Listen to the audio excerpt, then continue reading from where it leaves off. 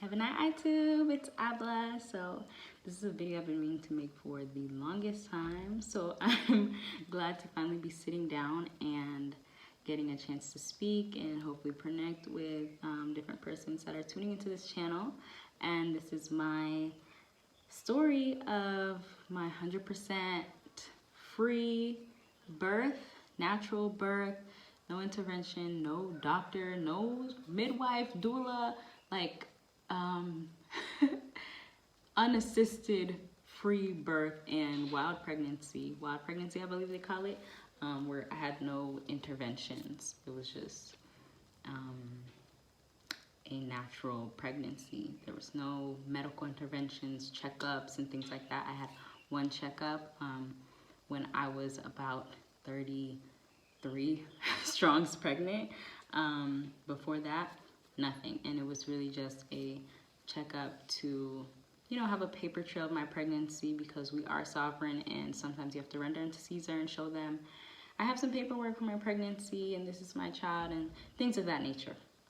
But to get into the story, so the story begins, I gave birth at 39 strongs pregnant, pardon self. So the story begins the day before I gave birth. I actually had seen on the internet and read different things from different midwife sources on the internet, because I did not have access to any midwife, doula, anything like that during my pregnancy. I did not have access to that in person, but I did have some online resources, and I did speak to an online doula. And through these different sources, I read about castor oil helping with the labor process. So the day before I gave birth, I did take a spoonful of castor oil. My husband took me and we got some castor oil.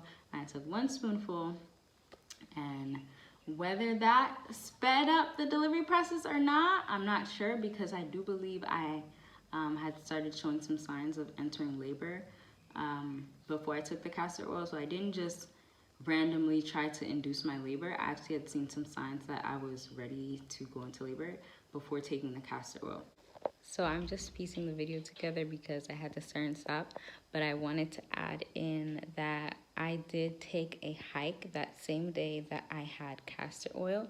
So I took a hike on this large mountain, the same mountain where we later buried my daughter's placenta. So we took a hike on that mountain, and then I went to the home and took castor oil. And that hike maybe also sped things up. It was very hot, like I said. It was the summertime, and we're in the desert pretty much. So we took that hike, and when we take that hike, we see this swarm of butterflies come out. That should have told us it was a girl. But at the end of the hike, we just see this swarm of butterflies, and then after that is when we go home. But I just wanted to add that in there, that I did do extensive walking that might have sped up the labor. So I took a spoonful of castor oil, which you can read into and look into that yourself, ladies, and about 10 to 12 hours after that, in the nighttime, I believe I lost my mucus plug. So I had entered labor, but not active labor. And I guess I'm this type of person where I have kind of a very high pain tolerance. So, and I'm just able to kind of weather whatever storm is going on with my body, with my mind. So I'm actually entering labor, but it's not really clicking in my mind to do anything about that.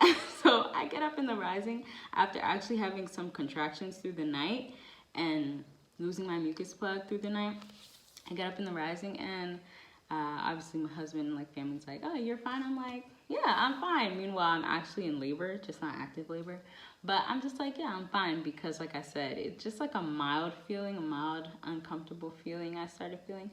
But it didn't really, I have to get to a certain point before I'm like, wait, something's going on. So that rising, I got up and I'm in labor, but like I said, I didn't really take any action, and we were out of toilet paper in the home. So I'm like, let's go to the shop and get some toilet paper and just grab a few things. So my husband and I leave the home at about 9 a.m. to just grab some things from the shop that's about like 15 minutes away. Whole time I'm in labor, just not active labor. So we go to the shop, I'm walking, I'm in the shop, I want some food in the shop, I'm standing in the line, I'm there like, woo, and in some parts of Africa, most parts of Africa, they're actually supposed to let pregnant women go first in the line. But this specific time, there was a woman, and I tried to just go first in line. There's a woman, maybe she was late for work or anything. I just give her the grace because it's not that serious. Maybe she was late in a rush, okay? And I was trying to just go in the line because I didn't want to wait, and I'm hot and I'm in labor. And she was like, you're not getting in front of me in line right now. But that's besides the point. We let people live, right? So I'm there waiting, hot, in line, in labor for what? I don't know. Maybe I was getting some potatoes or something. So we just go around the shop and get my potatoes and stuff, and we go out of the shop, and we also forgot the toilet paper, by the way. So I'm in labor and have to go back in the shop because we forgot what we came for, the toilet paper. So I'm like, we forgot this. And so we go back and get back into the car. Mind you, at this time, it is very hot. It is like, I guess we would term it summertime for this part of Africa. It is very hot at the time that I gave birth. It was very, very hot, okay? And I forgot to mention that rising when we woke up, there was no electricity in the home. In Africa, sometimes there's just power outages. In that area we were living, there was actually very rarely, not rarely, but it was few times there's power outages, and it was just for a few hours. So we rise up and there's no electricity, and we go to the shop, like I said. Go to the shop, get the things we need, the toilet paper, and we get back in the car. So when we get in the car is when I start feeling a little bit like something in my brain's like, something's going on with your body. But I'm just sitting there and I'm kind of just breathing through it because it's hot and I'm pregnant, so I'm not really thinking too much into it. And also this is my first time giving birth, so I didn't immediately think, oh, these are contractions, I'm in labor. I just started thinking, okay, I'm feeling a bit uncomfortable. And my husband says we need to grab some gas for the car before we return to the home. So we drive to the gas station before going back to the home. Now at the gas station is when I start feeling stronger contractions. So at this point at the gas station, I'm actually in active labor, and I just didn't realize it at that point. I later realized once we get to the home, but I'm in active labor at the gas station, and I'm sitting in the car while my husband gets out, and it's like pumping the gas and stuff like that.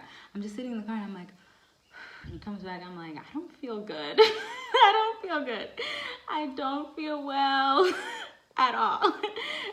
So obviously I'm having contractions, and he's like, okay, so we get back to the house with everything. We got, I think I just gotten 2 coconut waters for labor, specifically for labor.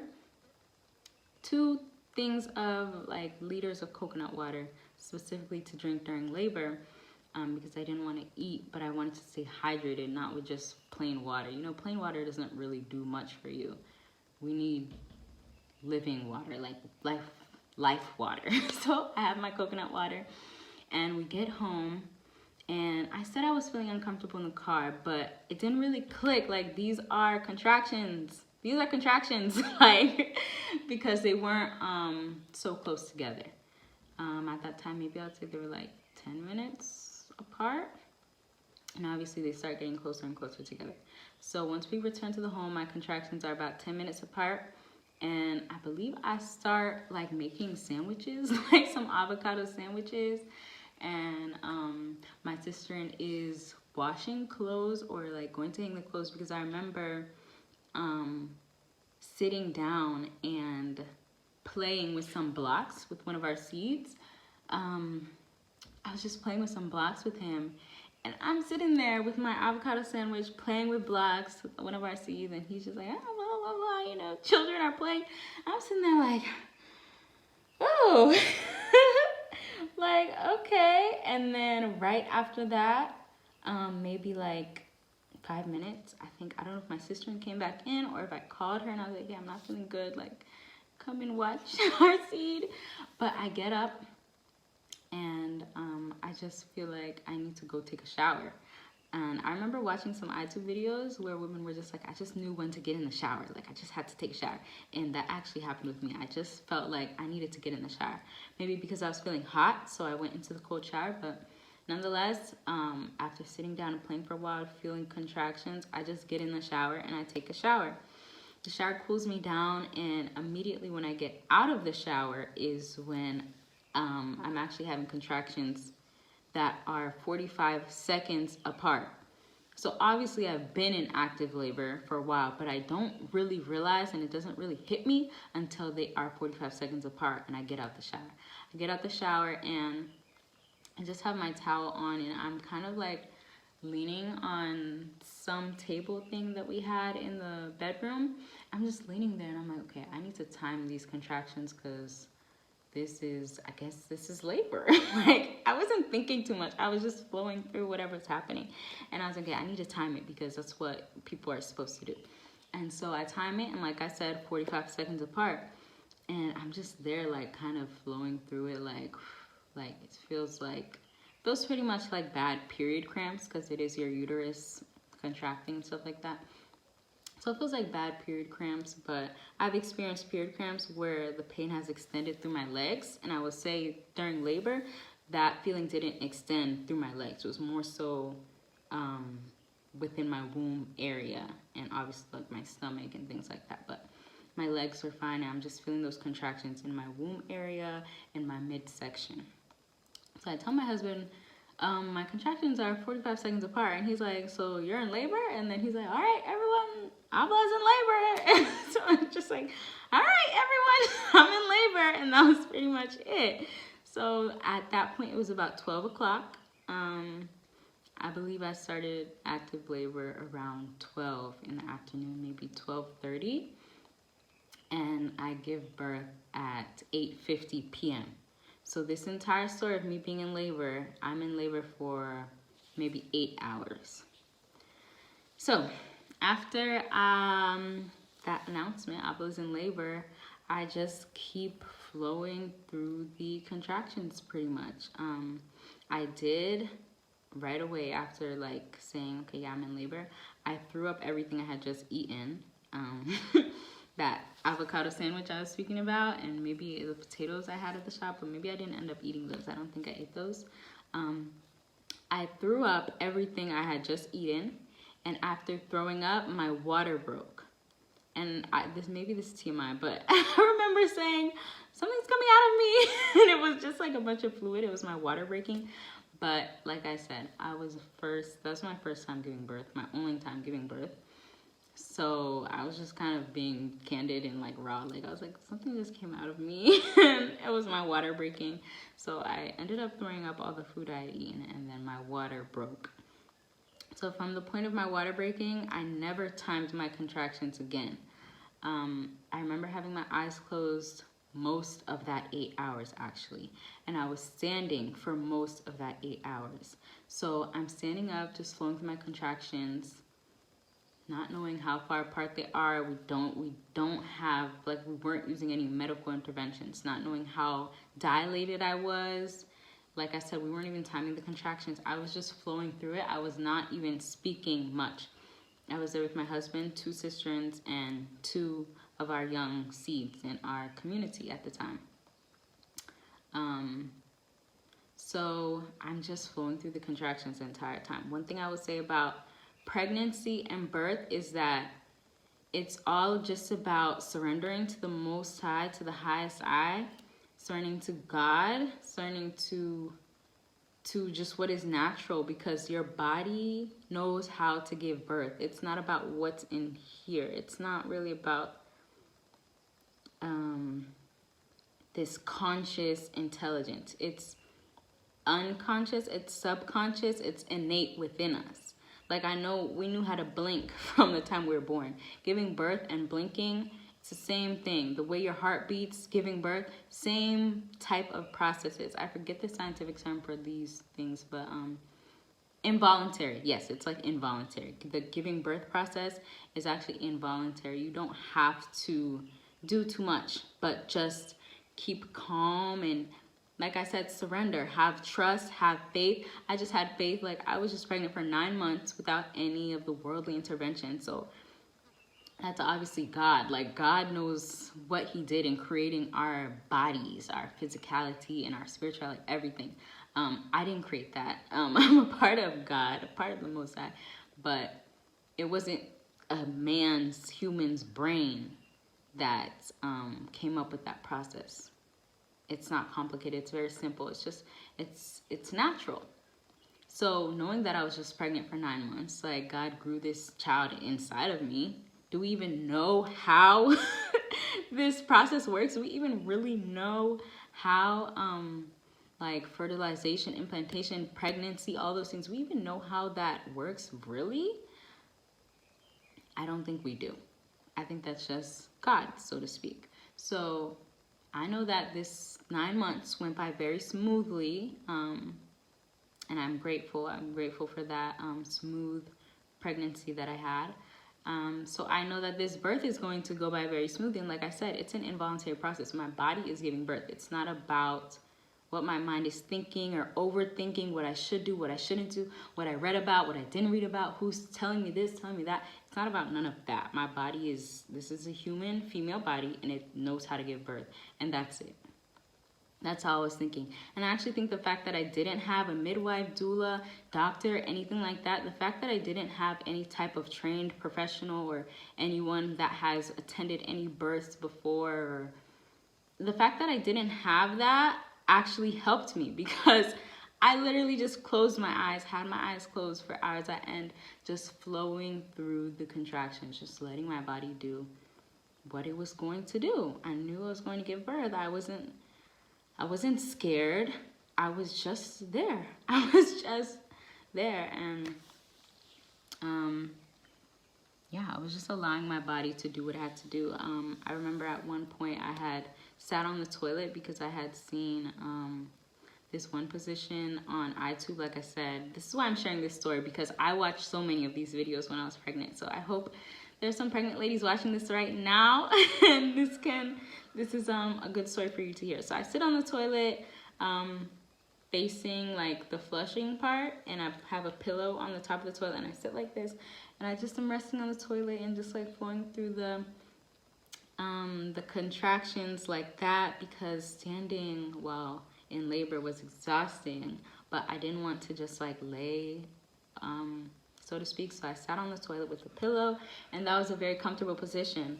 But at that point, like I said, there was no electricity, and my family was like trying to make sure I was comfortable. So my husband suggested I take some ganja chai, and there's no electricity. So they try and make a fire to make chai. I really appreciate that they tried all these things. They try and make a fire to make the tea, and then they end up using some type of solar-powered electric something, solar-powered. I wasn't there, obviously. So some way, somehow, they make the ganja chai for me while I'm sitting on the toilet, and I take the ganja chai. Now, I would recommend, if you are in labor, that you take ganja chai tea before you're in active labor, not while in active labor, okay? So I took it while in active labor, and this ganja has always had this effect on me, which is why I don't really use it. I immediately become like so sleepy, like so tired. Like I need to rest and immediately. So I'm sitting on the toilet, and I'm about to just start taking a nap. I almost kind of lean backwards even, and I catch myself. And I would say at this point that I had the ganja tea, and I'm just like on the toilet. I would think around 2 to 3 p.m. And also my husband and sisters are I noticed they're like rotating in and out of the bathroom, like fanning me, because like I said, it's very hot and there was no electricity. We had a very small electric fan, so I don't even remember if we used that. I think the battery ran out and there was no way to charge it. So they were kind of fanning me with something, I don't know, but they were fanning me manually throughout this process. And so I eventually get up from the toilet. I don't even know how long I was sitting there, but I get up, and I think I tell my husband, like, I'm so tired, like, I just want to lay down real quick. And I'm like, at first I'm like, let me lay down for like 10 minutes. And then when I lay down, I'm like, okay, I want to lay down for like 15 minutes. And my husband's like, no, like, you cannot lay down. Like, laying down is not the thing to do. in labor. He's like, I do not want you to lay down. I'm like, just 10 minutes. I really want to just rest. I'm tired. Like, I've been just going through contractions and standing for hours at this point.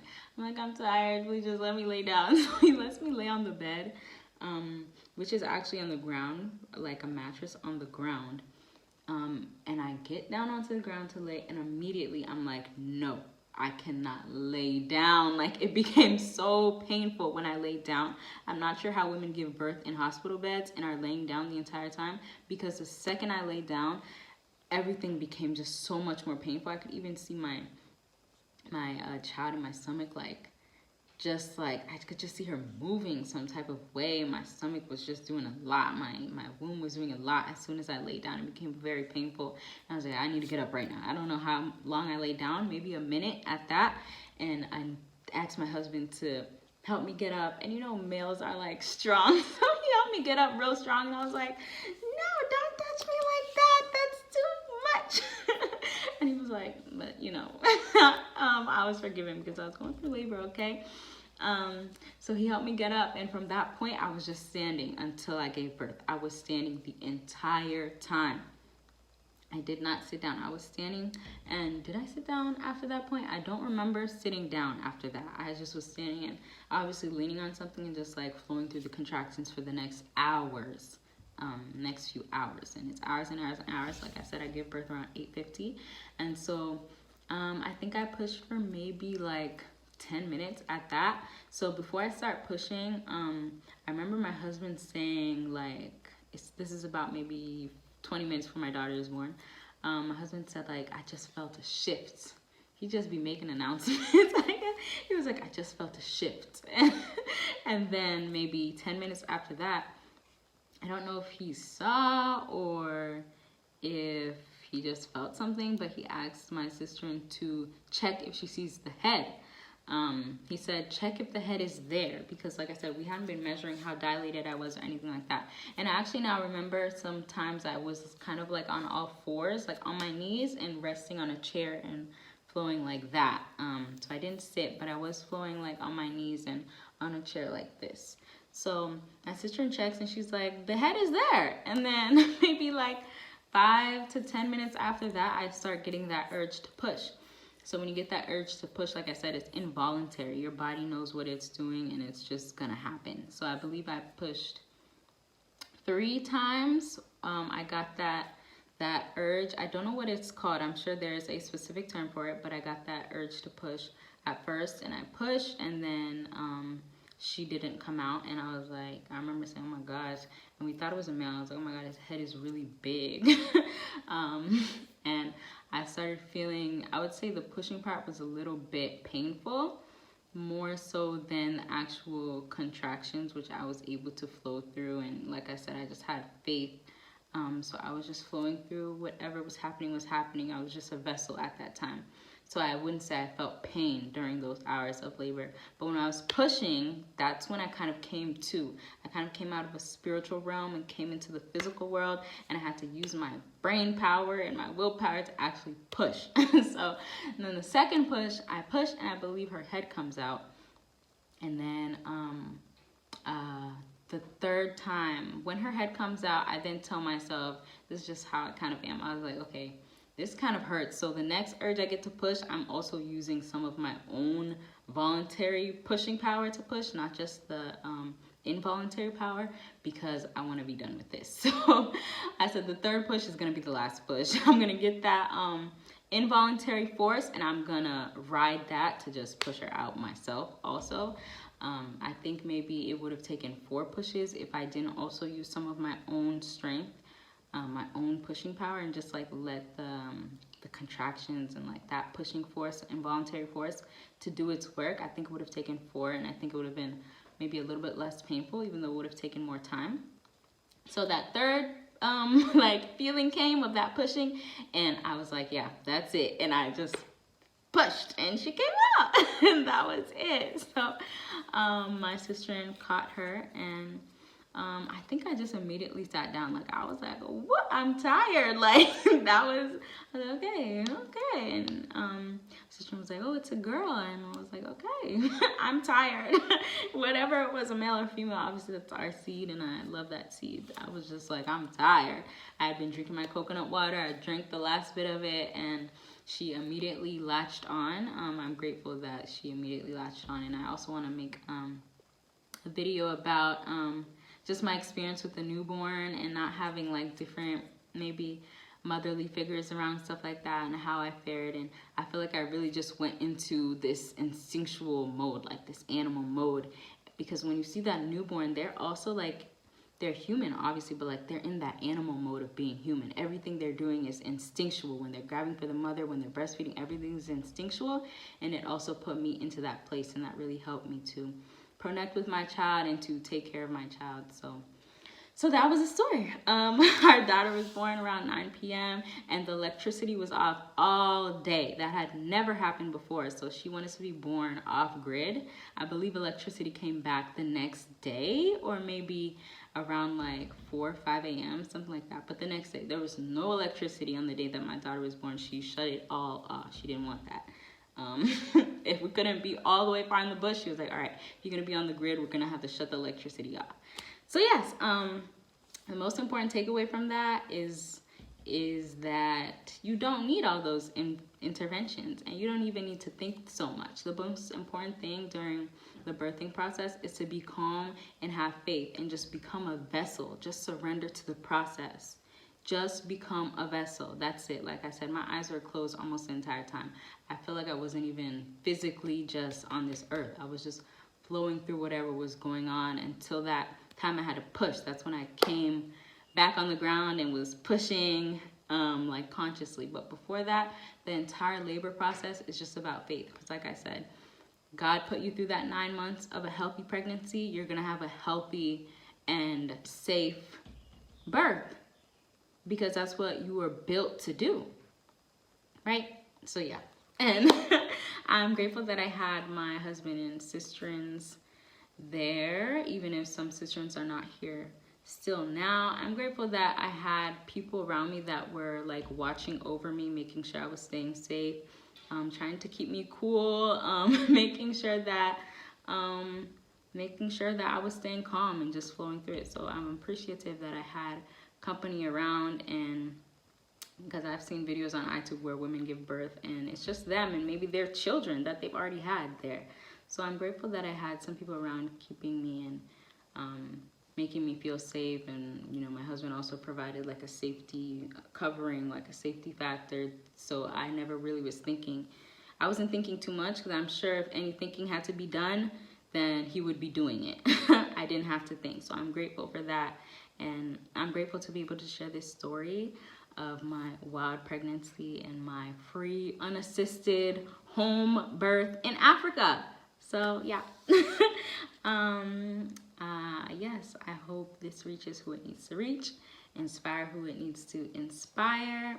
And if you have any questions, sisterins, you can reach out to me and we can talk about this, because like I said, I even looked for a midwife or a doula to tend to me during my birth, but that's not the way the cards played out for me, and that's fine. And like I said, it was good, it was great, and I learned a lot, and I will continue to